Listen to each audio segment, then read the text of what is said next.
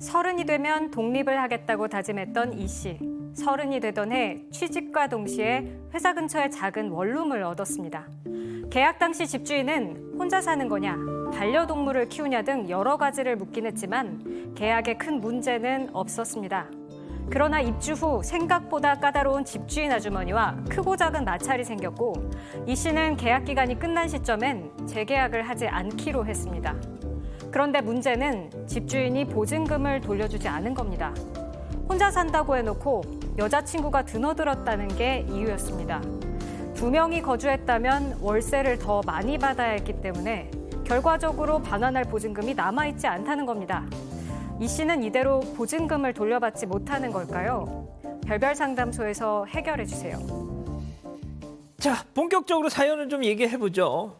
야, 이거 그러니까 자기가 맡겨놨던 보증금 이제 내가 이사를 가야 돼서 그 주인 아주머니 이거 돌려주세요 했더니 그거 다 썼어 뭐 이거잖아요. 네. 아니 어떻게 계약을 했길래 이런 일이 벌어진 거죠? 네, 근데 뭐 계약은 정상으로 했어요. 왜냐면은 이 사람이 지금 대학 졸업 후에 취업 준비를 하면서 뭐 딱히 돈을 못 벌었기 때문에 돈은 없었어요. 그래서 취업을 딱 하면서 보증금 500만 원에 보증금 200만 원에 월세 50만 원짜리 월세를 계약한 겁니다. 나중에 예. 이제 회사 다니면서 보증금이 좀 더 높고 좋은 곳으로 1년 후에는 이사 가야지. 그리고 1년 계약을 했어요. 근데 이 원룸 자체가 굉장히 좁았대요. 그렇지만 회사에서 가깝고 깨끗했다고 합니다. 새로 지은 집이라서. 그래서 그냥 좁지만 여러 가지 장점이 있으니까 여기서 살아야겠다라고 해서 계약을 했고 살림살이 거의 갖다 놓지 않았고요. 밥도 거의 집에서 안 먹고 밖에서 먹었고 혹시 집에서 먹는 날에는 배달을 시키거나 간편식을 먹고 그야말로 거의 잠만 자는 그런 공간이었던 것 같습니다. 예. 백 기자, 저 같은 경우도 예전에 이제 뭐 이렇게 오피스텔 같은데 입주를 할 때 계약을 할 때 반려동물 네, 못 갖고 들어간다 그런 계약서 같은 거 있어 그런 게 혹시 있었던 거예요? 저 같은 경우도 지금 특이하게 그 반려동물 기를 수 없게 돼 있거든요. 근데 당시에 깐깐해 보이기는 했는데 특약사항을 구체적으로 적지는 않았다고 합니다. 다만 이제 집주인이 몇 가지를 개인적으로 확인을 했다고 하는데 혼자 살 거냐 이런 걸 물어봤었고 또 반려동물 키울 거냐 또 흡연을 하느냐 이렇게 세 가지를 물어봤었다고 합니다. 당시에는 연애를 하고 있지 않았고 또 누구를 데려오기에는 집이 좀 좁다고 생각을 해서 그냥 혼자 산다라고 대답을 했었고 반려동물과 흡연은 해당 사항이 없어서 얘기를 하지 않았고 만약에 필요하시면 특약을 하시라라고 얘기를 했었는데 당시에는 특약에 넣지도 않았었습니다. 자, 그런데 일단 계약할 때는 여자친구가 없었는데 네. 이후에 이제 생긴 거죠. 그렇죠. 함께 입사한 동기하고 아마 사내 커플이 좀 된 것 같아요. 사내 커플. 예, 아. 연애를 시작하고 하하, 저 이런. 입꼬리가 좀 올라가잖아요. 예. 연애를 시작했는데 저는 개인적으로 추천하지 않습니다. 사내 커플 해보셨어요? 싫습니까? 아니요. 예, 알겠습니다. 이 했다가 잘 안 되는 사람들을 많이 봐가지고. 네, 여기는 잘 되고 있습니다. 잘 됐군요. 근데 이제 회사 옆에 이 집이 원룸이 있기 때문에 여자친구가 가끔씩 오기도 했고요. 좀 말씀드렸다시피 집주인이 제일 위에 살고 있습니다. 가끔씩 봤던 것 같아요, 집주인이. 근데 이제 주말 정도 되면 조금 편한 옷차림도 뭐 그럴 수 있잖아요. 뭐 사귀는 관계이기 때문에.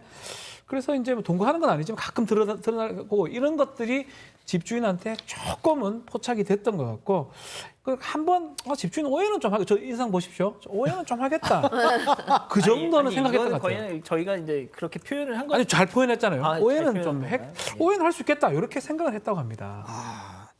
자, 그런데 이렇게 여자친구가 가끔 왕래를 하는 걸 딱 목격한 이후부터 집주인의 왕래가 잦아졌다고요. 네네. 사실 뭐 집주인의 왕래가 잦아졌는데 그 잦아졌는 이유가 층간소음 때문에 이제 찾아왔다라고 합니다.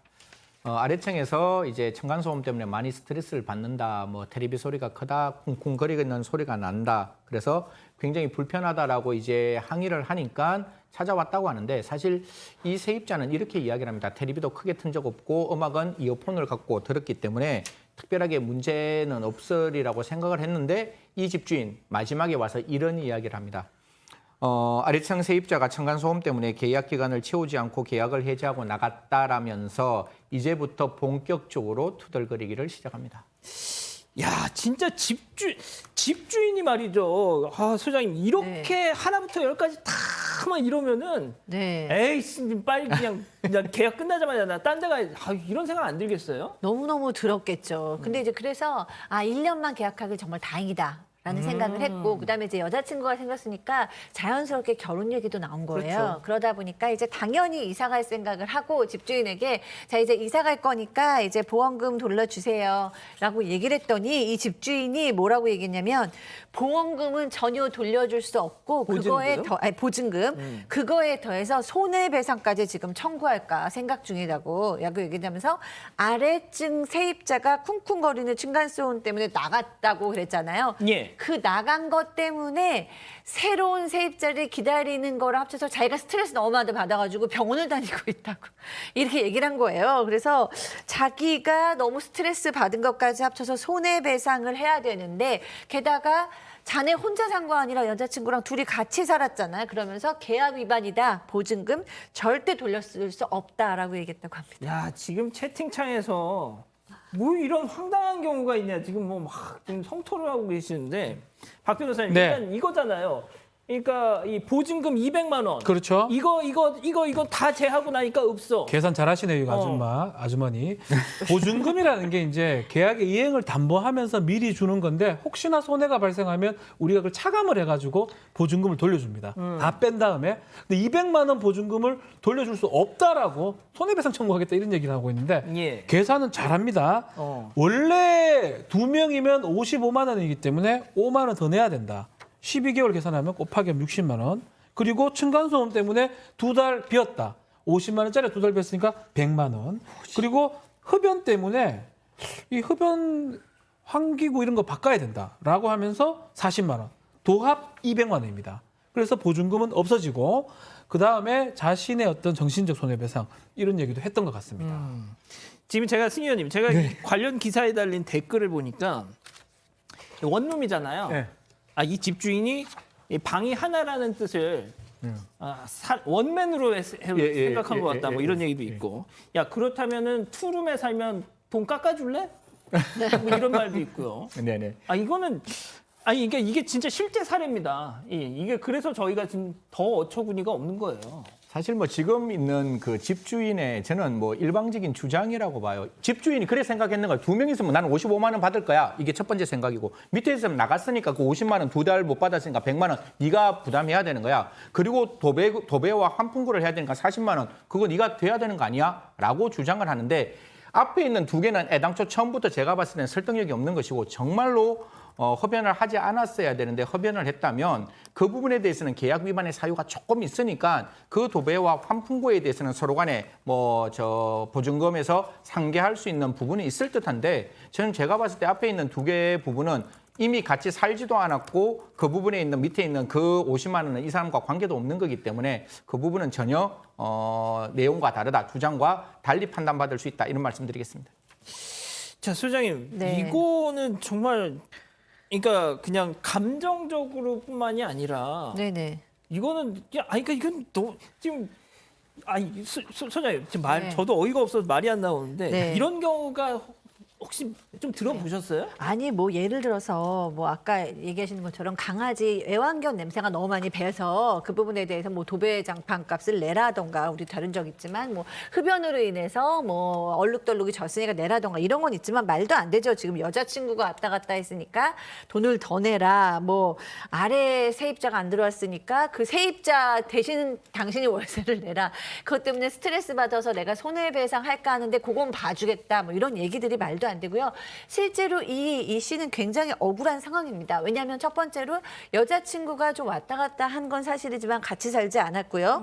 두 번째는 담배를 피우지 않았다고 합니다. 아이고, 그렇기 그럼 때문에 말할 것도 없죠. 그 부분도 아니에요. 흡연이나 환풍구 이 부분도 아니고 그다음에 이제 층간소음 역시 자신은 그렇게 쿵쿵 뛴 적도 없고 TV를 많이 본 적도 없고 이어폰을 받고 그리고 제 개인적인 생각으로는 만약에 층간소음에 문제가 있으면 아래층에서 직접 올라와서 얘기하지 않았겠어요? 그렇죠. 근데 그걸 뭐 집주인이 중간에서 계속 전할 그러게요. 일은 아니잖아요. 이런 모든 것들이 굉장히 좀 어폐가 있습니다.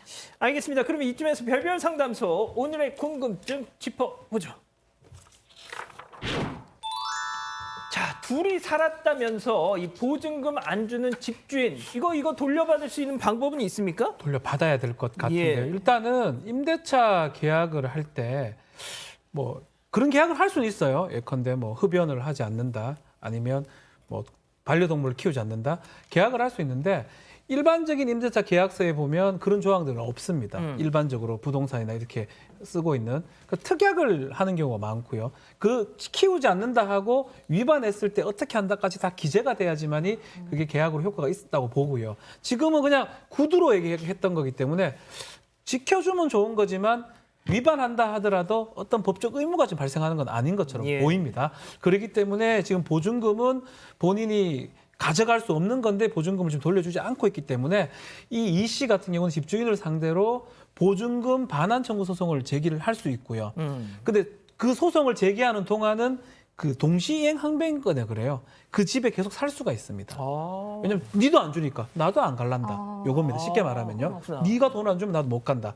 그래서 계속적으로 거기에 거주를 하면서 소송이 가능한데 문제는 200만 원이 좀 그래 큰 돈은 아니잖아요. 그렇죠. 뭐 사람마다 크게 생각할 분이 있을 수 있지만 변호사 비용이나 이런 거 따져보면 그래서 아마 좀 고민을 하지 않을까 생각이 듭니다. 아니 그러니까 그렇게 민사로 가자 해가지고 해서 덜컥 겁이 나서 돌려주면 모르겠는데 그래 가자 해서 배째라 이렇게 나오면 그게 문제. 그 뭐 소송을 하고 이 스트레스가 이게 더군다나 지금 사회 초년생이잖아요, 승 의원님. 제가 이 말을 해도 되는지 이제 아까부터 머릿속에서 그냥 5만 가지 생각이 다 드는데 어차피 아니, 하실 거잖아요. 예. 그냥 저라면 50만 원 4개월 그냥 눌러 앉습니다. 돈 안 내고 월세.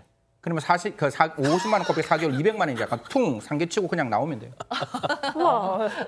예, 그거는 제 생각이니까 그걸 하시라고 강요는 드리지 않겠는데 머리 한번 써보세요. 어차피 50만 원 4개월 그냥 눌러 앉고 안녕 빠이빠이 이러고 나오면 되지 않을까. 라는 게 그냥 제 개인적인 신박한데요. 제 개인적인 않네. 일차원 나쁘지 잡니다. 않습니까? 예.